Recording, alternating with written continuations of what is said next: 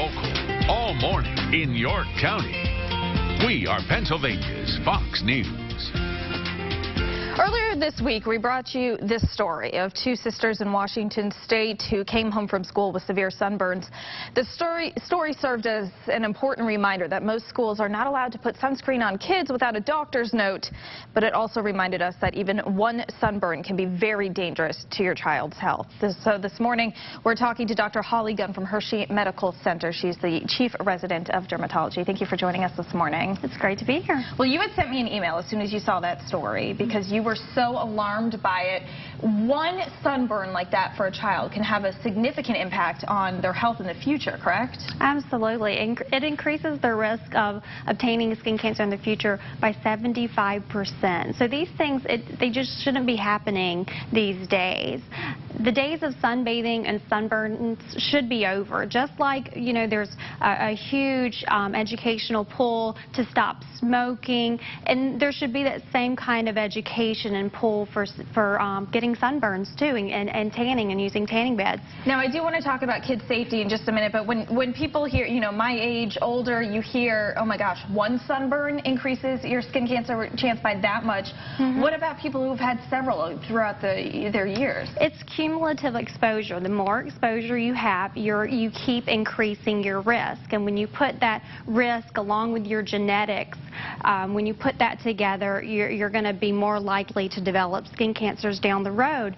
Some of these skin cancers are life-threatening. The most common cancer in the United States is skin cancer. Those skin cancers can be disfiguring. No one ever likes to get diagnosed, and I'm diagnosing these patients on a daily basis. Okay, so let's get back to the kids now. Even if parents put sunscreen on their kids in the morning, I mean, they're at school for a good 8 hours or so. Is that enough? No, you have to reapply every 2 hours for it to be effective. So when I heard that they were unable to take their own sunscreen to school, that you needed a doctor's note, the first thing I thought about was, you know what, I would be happy to write someone a note that they could take sunscreen to school with them, because it really is. It's almost like if you're going to stick them in the sun, you might as well be handing them a cigarette and say, here, smoke it, because it's almost the exact same thing. It's increasing the risk of getting skin cancer. Now, what kind of sunscreen would be good for kids to put on themselves? Would it be, is it the spray or is it the lotion?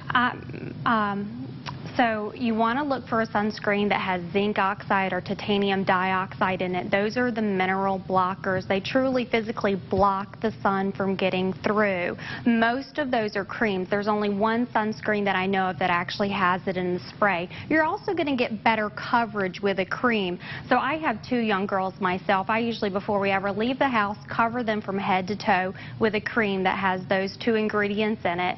If I need to reapply, I do use the sprays, just because when you're in the middle of the day, you're out there, the sprays are very easy to use. I also like zinc oxide, titanium dioxide. They're not going to sting their eyes as much, so you're not going to fight with them as much about getting that sunscreen on. But again, the sprays are just very easy for application, and if you already have a base with your cream sunscreen, the sprays are going to kind of just keep it up for those every 2 hours. A very important tip, and really quickly, we're running out of time, but I do want to talk about too.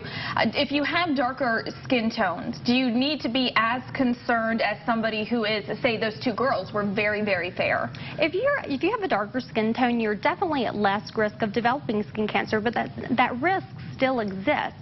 And also, if you do eventually develop skin cancer, it tends to be diagnosed later, and it tends to be a lot more aggressive. So it's very important, even if you have darker skin tone, to still protect your skin. Stay on top of it. All right, Holly, thank you so much for joining us this morning. We'll have all these tips on our website, fox43.com. Just click on the Morning News tab. More to come right here on Fox 43.